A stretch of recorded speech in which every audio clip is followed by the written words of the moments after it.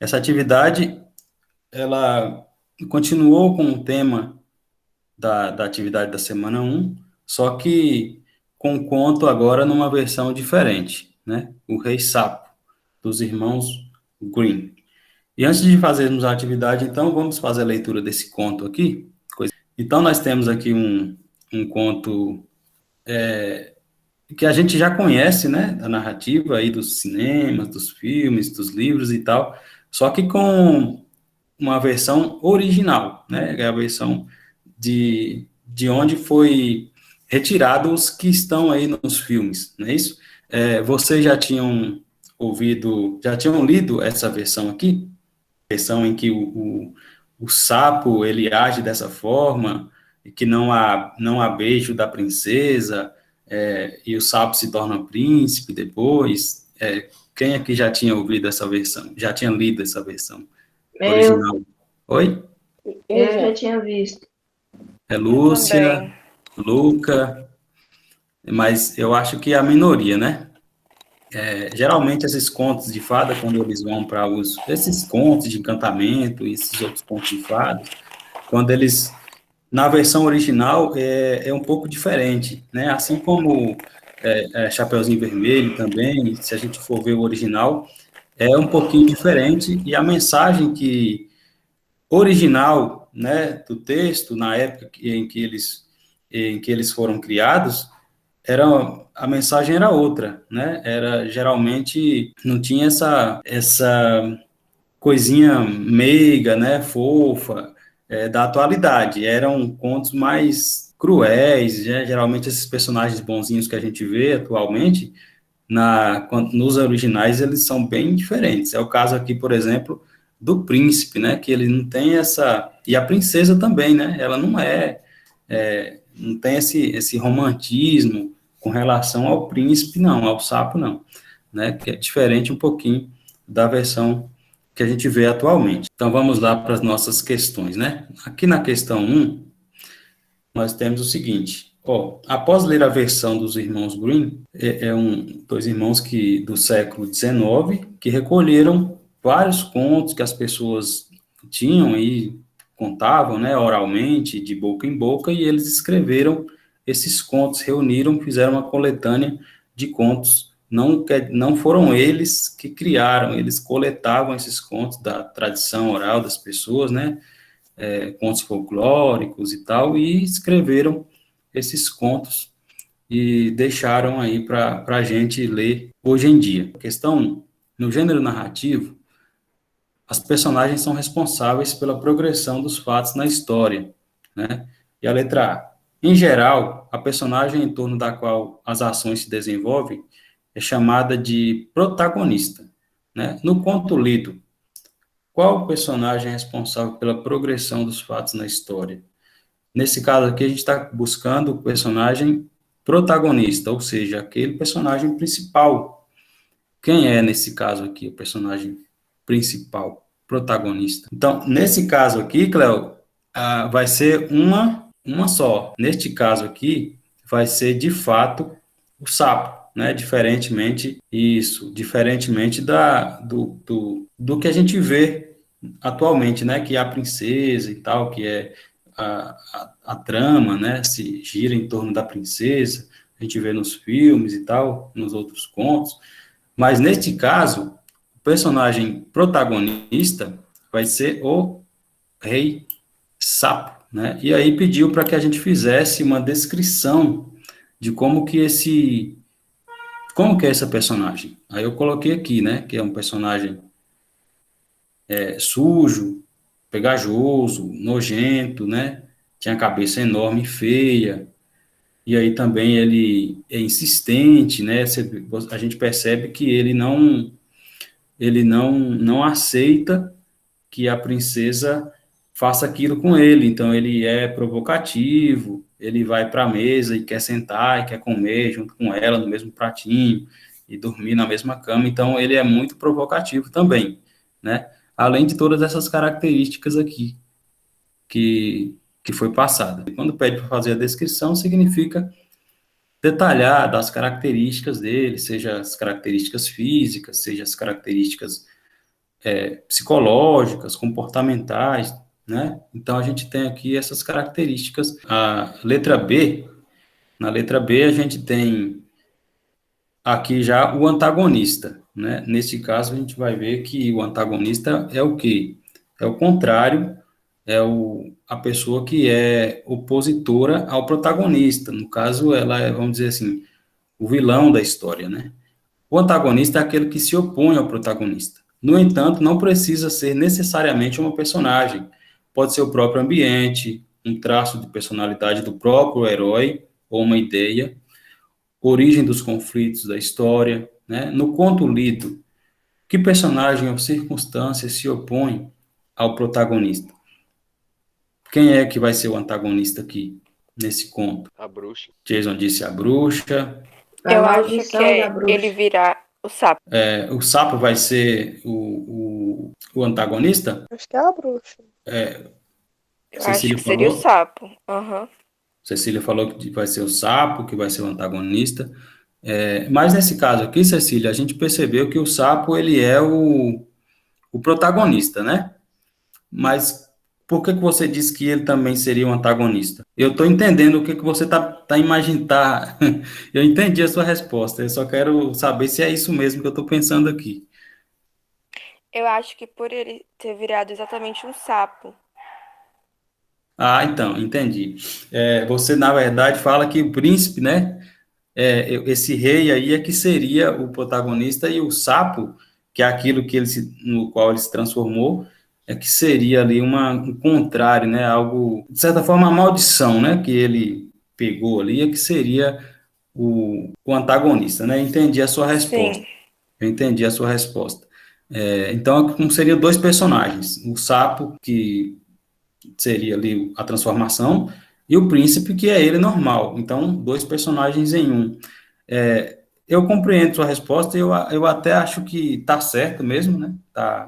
Tá dentro daquilo que a gente esperava, porque, como diz aqui a pergunta, não precisa ser necessariamente outro personagem, pode ser o próprio personagem, só que um traço dele, um traço do comportamento dele. Por exemplo, nós temos várias características. Às vezes nós somos bons, outras vezes a gente está com raiva, somos maldosos, né? Então, nós temos, é como se a gente se dividisse em bem e mal, né? Em alguns momentos a gente é do bem, outros, infelizmente, a gente é do mal, né? É assim que, infelizmente, o ser humano não dá a gente não tem uma característica única, mas na maioria das vezes é bom a gente ser do bem, né?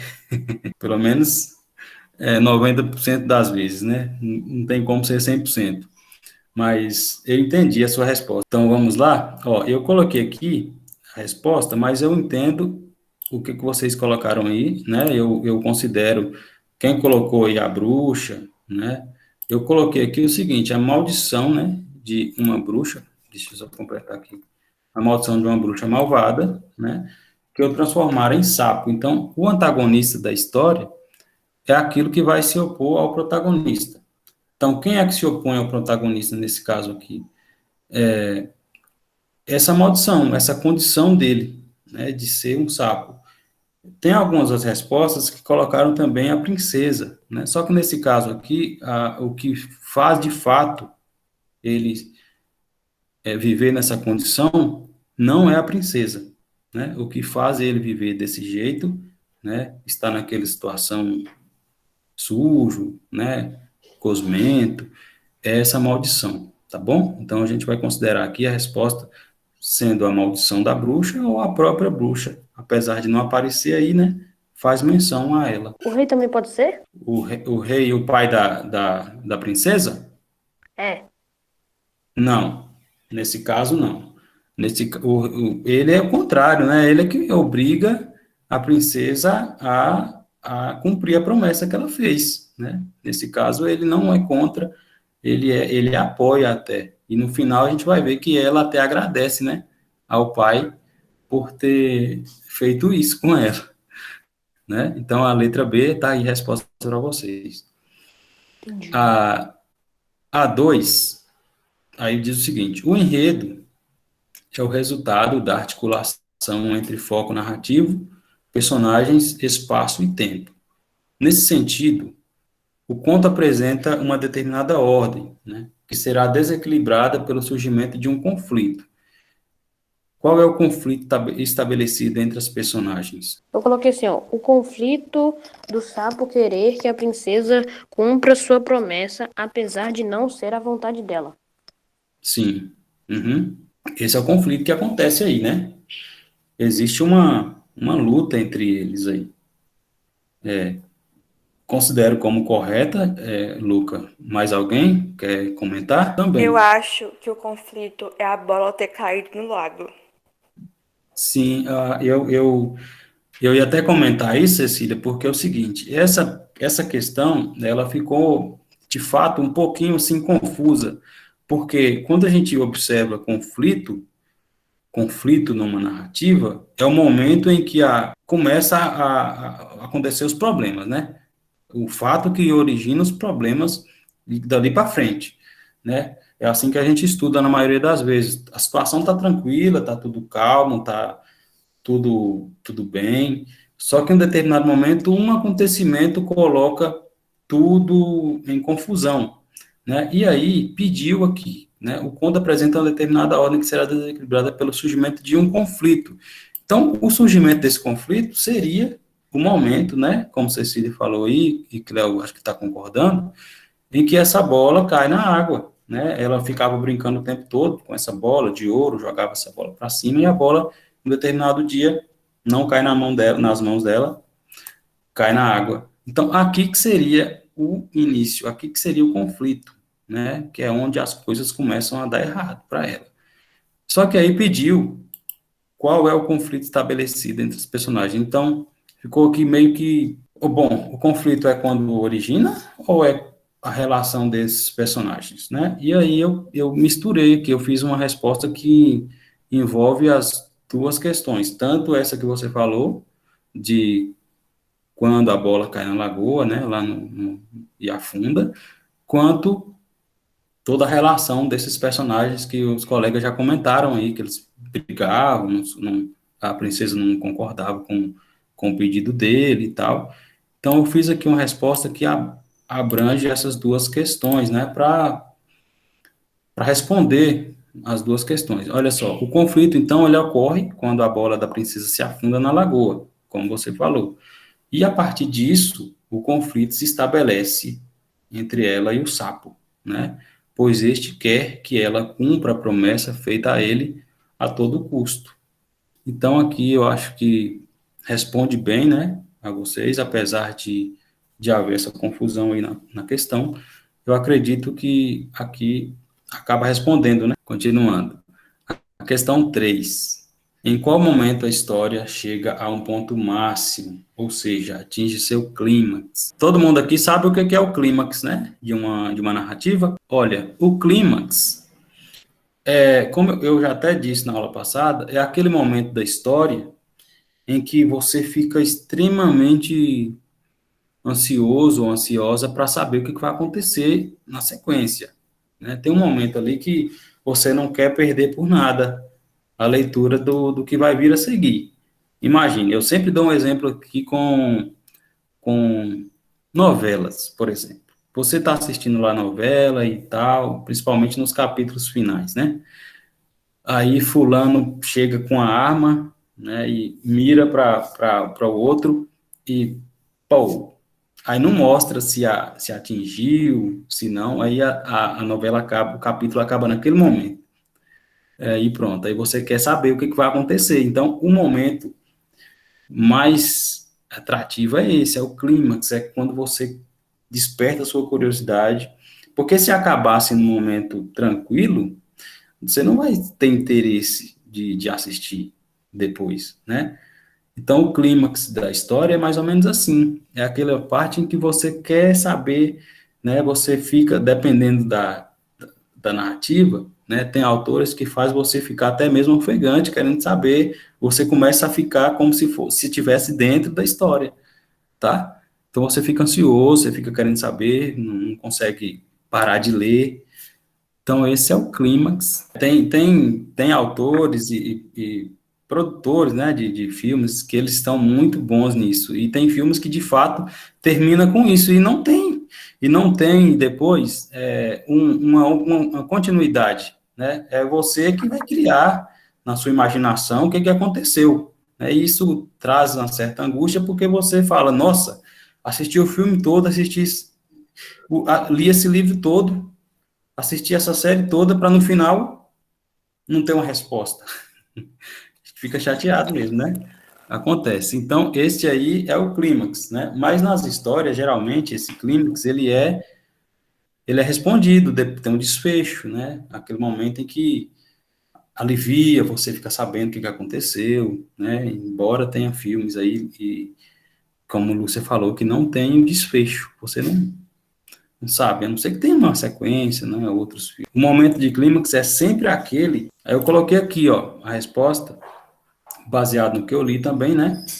E pode ter outros momentos aí, como eu já falei, de tensão. Vamos continuar aqui então. Resolvido o conflito, uma nova situação se estabelece e põe fim à história. O que acontece, o que ocorre no desfecho da narrativa, ou seja, quais são os acontecimentos finais do conto? Aquilo que vem depois, né, do clímax. Que o sapo volta a ser príncipe e casa com a princesa. Isso mesmo, Nicole. Muito bem. Cléo também colocou aqui no chat, né, o sapo volta a ser príncipe. Então, esse é o momento de desfecho, né, de onde as coisas se resolvem. É quando ele se desencanta, né, vamos dizer assim,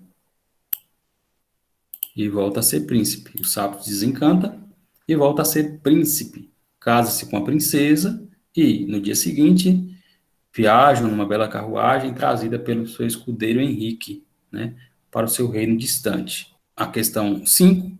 Qual é a mensagem transmitida pelo conto? Uma das lições, né? São várias, na verdade, as lições que esse conto nos traz, mas duas delas, na verdade, são essas aí que você colocou, o Cléo também colocou aqui. A resposta, gente, dessa questão ela é pessoal, tá? Acho que a mensagem é essa mesmo, Daniel, que a gente nunca deve julgar pela aparência e não podemos prometer alguma coisa que não possamos cumprir. Uhum. Muito bem, Keren. Yara também. Yara hoje não falou nada, Yara. Cadê você? Oi. Tá aí, né? Coloquei que as aparências se enganam. Uhum. Eu acho que, no geral, né, a mensagem é essa mesmo, é questão da aparência, até mesmo a questão do preconceito, né, a princesa, ela é extremamente preconceituosa, né, com o sapo, né, e aí a gente vê que no final, como eu falei, ela, diante da surpresa, ela acaba até mesmo agradecendo ao pai, né. Outras questões a gente também pode tirar desse texto aqui, né, como eu coloquei aqui, ó, deixa eu colocar algumas aqui, que eu coloquei, mas aí vocês fiquem à vontade, tá? Para colocar o que vocês acharam, né? Uma delas tá aí, não julgue pela aparência, a outra, não prometa nada que não se possa cumprir. É importante a gente ter essa noção, né? Se eu prometi, é algo que eu tenho que cumprir, né? Cumpra o que foi prometido.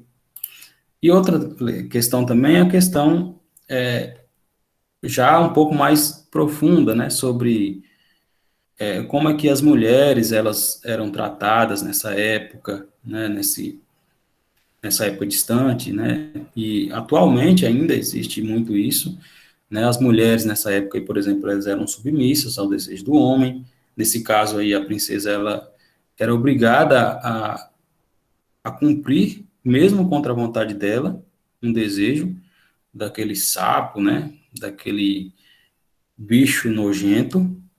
Pode até a gente trazer isso para a nossa atualidade, ou trazer isso para o campo, né, da humanidade, que muitas vezes as mulheres, elas só são aceitas, elas só são boas, né, para alguém ou para o pai, se ela cumprir o desejo de outra pessoa, né, e ela era submissa ao pai, ela foi obrigada a aceitar esse sapo aí no quarto dela, dormir lá com ela, né. Depois que o sapo se transforma em príncipe, a gente percebeu que ela desaparece da história, ela não tem mais voz, né? Percebemos isso também. Então, é outra lição que a gente pode retirar, certo? Eu ia falar que eu coloquei outra coisa. Pode falar, por favor. Eu coloquei assim que era melhor ela ter feito por si mesmo do que ficar pedindo favor para os outros. Ah, sim, poderia ser, né? Também é outra importante lição aí que a gente pode retirar, né? Tá certo também, você colocou uma lição que você entendeu, né? De repente ela ficou refém, né? Por que que ela não fez ela mesma, né? Ou por que que ela não tentou, né? Ela ficou refém aí de uma situação, né? E ela mesma criou também. Aí eu coloquei uma referência àquele ditado, não chore pelo leite derramado. Uhum, Se foi ela que fez, então. pois é, então, né? Já que ela criou essa situação, ela teve que arcar com as consequências dela. A 6, né? O texto fala sobre, né? Essa aqui é Eu bem coloquei a simples, letra D. é a letra D mesmo, viu? Que tá bem, como dizer assim, mamão com açúcar, né? Fácil demais. Muito fácil mesmo. Acho que era para dar uma relaxada. O texto, então, vai falar sobre um sapo, né, gente, que recuperou a bola da princesa no lago, né? Eu não sei por que que eles colocaram essa pergunta aqui tão fácil assim, mas fazer o quê, né? Deve ser para fazer igual a Lúcia disse aí, para dar uma aliviada. Estudou demais. Então, era isso. Até a próxima.